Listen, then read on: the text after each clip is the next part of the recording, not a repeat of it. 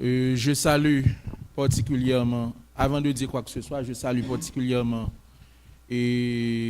l'inspecteur général Franz Termitus, quelqu'un qui est passé de présentation et dont on lui reconnaît son humilité dans la société haïtienne.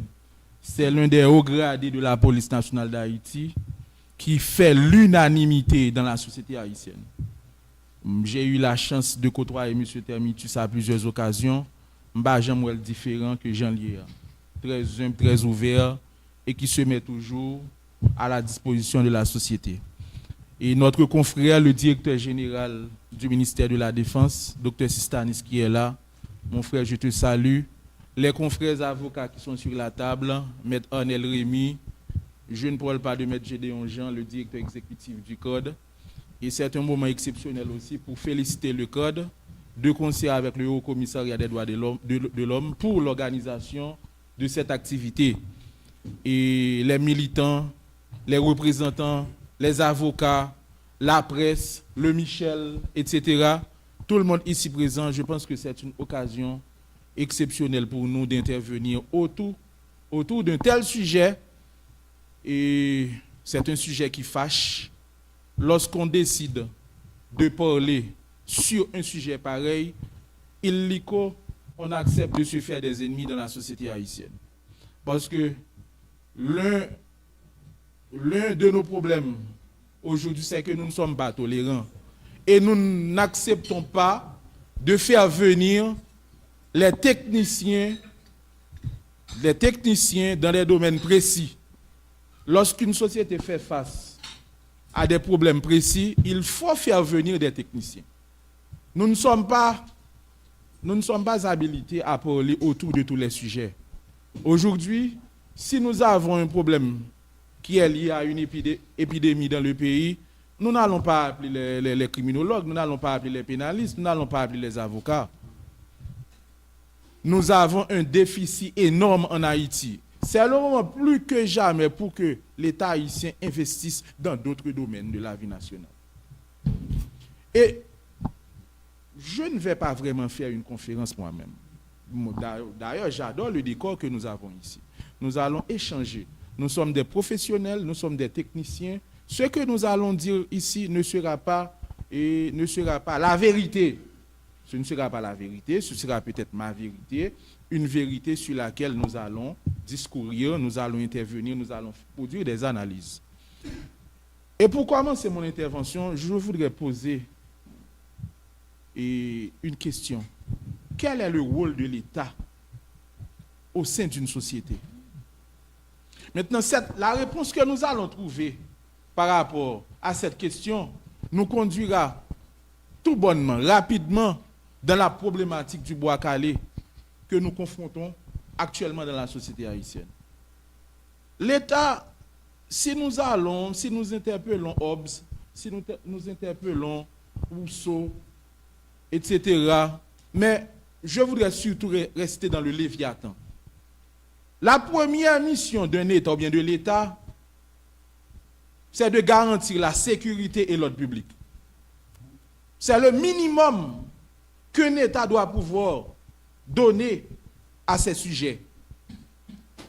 D'ailleurs, j'aime souvent prendre cet exemple pour mes étudiants. Je considère toujours l'État comme étant une famille. Le père de famille qui rentre chez lui, qui ne peut pas nourrir ses enfants, qui ne peut pas nourrir sa femme, d'où est-ce qu'il va puiser son autorité? L'autorité vient avec des obligations. Dès lors que vous ne pouvez pas assumer vos responsabilités au sein de cette famille, vous êtes censé ne plus avoir d'autorité sur cette famille. Et les sujets de cette famille se trouveront dans l'ultime obligation d'aller pouvoir se nourrir ailleurs, tout en faisant fi de votre autorité qui reste fictive à ce moment-là. Si l'État ne peut pas assumer cette responsabilité qui lui est dévolue par la société, parce que ce que nous devons comprendre, la responsabilité qui incombe à l'État ne tombe pas du ciel. C'est une responsabilité qui lui est dévolue même par la société, par le biais de contrats sociaux. Parce qu'auparavant, il revenait à nous de nous faire justice. C'est nous qui avons bat tête nous justice. Lorsque nous regardons l'évolution historique du droit et du droit pénal en général, on est passé par l'époque de la justice privée, de la justice familiale, de la justice collective, de la justice religieuse. Et nous sommes arrivés à un moment de l'existence humaine. Là, on est dans la philosophie pénale. Et on s'est dit, non, mais maintenant, tout le monde va mourir. Il faut léguer cette responsabilité à une entité neutre. Et cette entité neutre, nous allons lui donner un mandat. Ça, c'est le contrat social. Ce mandat que nous allons donner à cette entité neutre, qui est la superpuissance, dixit Adam Smith, cette superpuissance sera là pour nous protéger, pour garantir la sécurité des vies et des biens au sein du corps social. Et maintenant, lorsque nous parlons de sécurité, il ne s'agit pas de sécurité physique seulement, non, mes chers amis. Il y a la sécurité alimentaire, il y a la sécurité de l'environnement, il y a la sécurité au niveau de l'éducation, il y a la prise en charge même des citoyens et des sujets de droit. Et c'est cette prise en charge de l'État par rapport à ces sujets qui va, en quelque sorte, pousser les citoyens à accepter cet État comme étant son boss. Aujourd'hui, les Haïtiens n'acceptent pas cet État comme étant son État. Et ce lien qui devrait exister entre le citoyen et ses représentants et cet État n'existe pas. Il n'y a pas de ciment entre l'État et ses sujets. Pourquoi? Parce que depuis après la mort de Dessalines, nous ne sommes jamais parvenus exactement à créer la nation. Donc nous avons un problème congénital. Il y a une étape de la chose qui n'a pas été accomplie. Certes, après la guerre de l'indépendance, nous avons proclamé notre indépendance, on est devenu un État, mais jamais une nation. Et ce rêve pour devenir nation a été tué dans l'œuf avec l'assassinat de l'empereur. Et jusqu'à maintenant, nous pataugeons dans cette inexistence, l'existence de la nation. Je reviens encore dans la problématique de la famille. Il n'y a pas de lien entre l'État et ses citoyens. Ce qui va donner, ce qui va créer ce qu'on appelle en criminologie la prédisposition au crime. Il y a un ensemble, il y a un groupe de personnes qui ont été toujours des exclus, des marginalisés. Ils n'ont jamais été sur la table. C'est comme s'ils ne font pas partie de la société. Nous sommes là, on les voit, on s'en fout, on ne s'en mêle même pas. Lorsqu'on revient chercher nos enfants à l'école, nos enfants sont dans la voiture, ils nous donnent des bisous, on les caresse, et puis il y a des enfants qui ont le même âge qu'eux, qui nettoient les vitres, et on a repoussé, on a shooté, et puis on ne se pose même pas la question, qui seront les adversaires de nos enfants? Et moun ça on a marginalisé. Et je dis à la cap fait nous contre Georges. Il faut repenser l'État. Moi, je ne parle pas pour faire plaisir aux gens. Ici, ce n'est pas le pénaliste qui parle, c'est le criminologue. Le criminologue, c'est un médecin de la société. Il est là pour diagnostiquer. Il regarde où se situent les véritables problèmes au sein de la société. Il les identifie. Qu'est-ce qu'il fait? Il fait des propositions par le biais d'un ensemble de politiques publiques. Ce sont les politiques publiques qui n'ont jamais existé au sein du corps social haïtien qui donnent lieu à cet état de fait. L'étape du Bois-Calais n'est pas un hasard, mes chers amis. C'est un construit. Nous ne sommes pas arrivés au Bois-Calais par hasard. Nous sommes arrivés au Bois-Calais parce que nous l'avons voulu. Nous l'avons conçu. Nous l'avons construit aussi. Parce que, vous voyez bien mes chers amis, dès lors que vous êtes dans un corps social où tout le monde n'a pas la même opportunité, la même légalité des chances n'existe pas, il est normal que nous ayons cette situation dans le corps social. Aujourd'hui, si vous voulez créer une police, si vous voulez créer une armée, vous n'êtes pas obligé de créer ces deux institutions à l'instar du Canada, à l'instar des États-Unis, à l'instar de la France. Ces institutions devraient exister en raison de vos problèmes. Donc, vous ne pouvez pas mettre outre la sociologie, l'anthropologie, la psychologie. Ce sont des domaines spécifiques qui doivent intervenir dans la création des institutions nationales et régaliennes.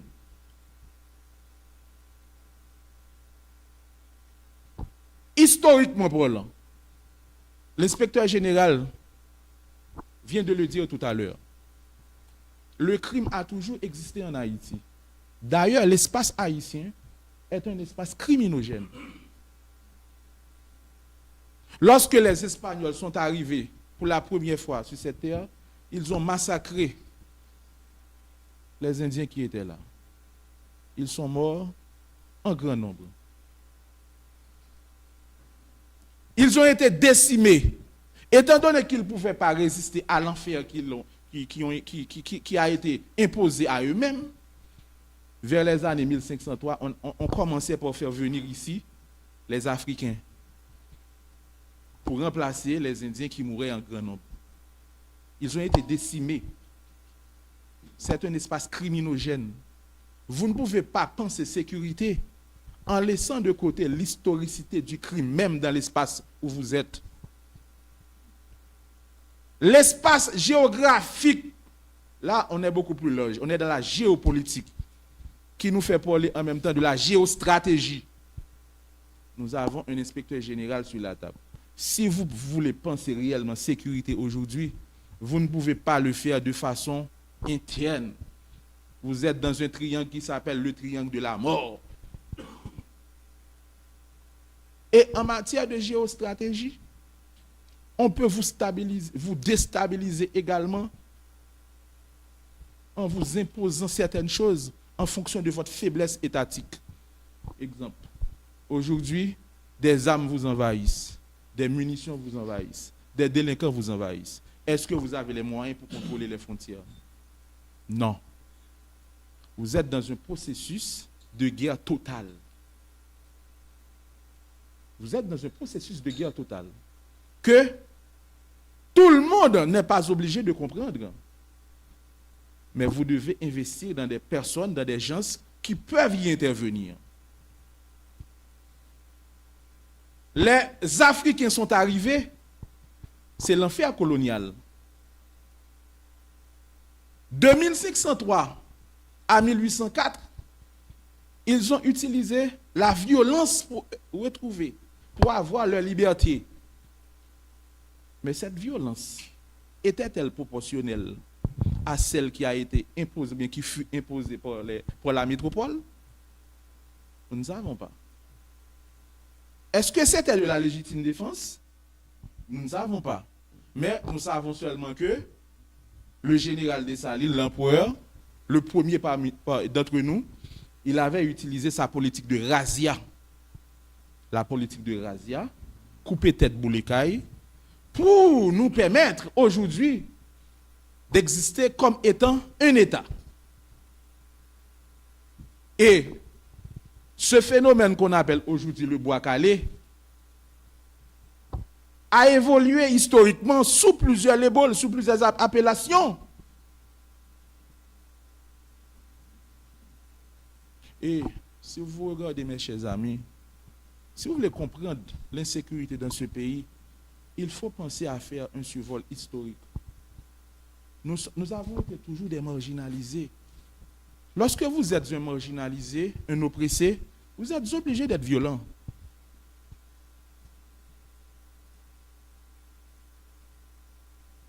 Après l'indépendance d'Haïti, de 1804, jusqu'à la période de Jean-Pierre Boyer, où nous allons, avant même d'arriver à la période des gouvernements éphémères, le pays a été divisé en plusieurs parties.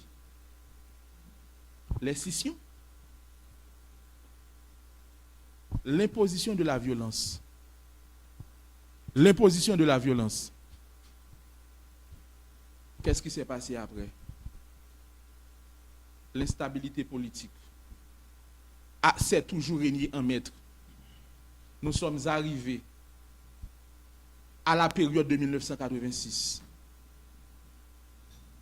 Le peuple s'est fait justice lui-même par le père Lebrun. Est-ce que les problèmes ont été résolus? Du tout pas. C'est pour vous dire quoi? Aujourd'hui encore, nous sommes arrivés à un moment où l'État est absent, où l'État a échoué. C'est le peuple encore qui se trouve dans l'obligation de se faire justice lui-même. Les problèmes ne seront pas encore résolus. Parce qu'on ne les a pas posés de façon académique. Aujourd'hui, nous avons besoin de réfléchir sur les problèmes de façon académique.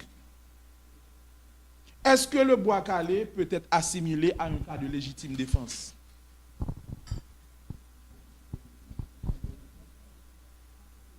Le pénaliste dira non. Ce n'est pas un cas de légitime défense. D'ailleurs, en situation de bois calé, le bandit est déjà neutralisé. Il est déjà maîtrisé. Pour qu'il y ait légitime défense, le danger doit être imminent. Le danger doit exister soit ou bien pour soi ou bien pour autrui. La réaction doit être proportionnelle. En cette situation, on ne peut pas parler de légitime défense. C'est de préférence un cas de vengeance collective. C'est la justice populaire. La justice populaire n'a pas de mesure. N'a pas de mesure. Il n'y a pas un instrument pour mesurer la justice qui se donne par le peuple. Mais comment sommes-nous arrivés là? Nous sommes arrivés là en fonction de la faiblesse de nos institutions, de la faiblesse étatique, l'inexistence de l'État pendant un certain temps.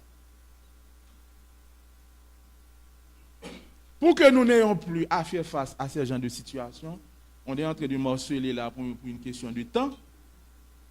Je suis obligé je vais devoir prendre une pause.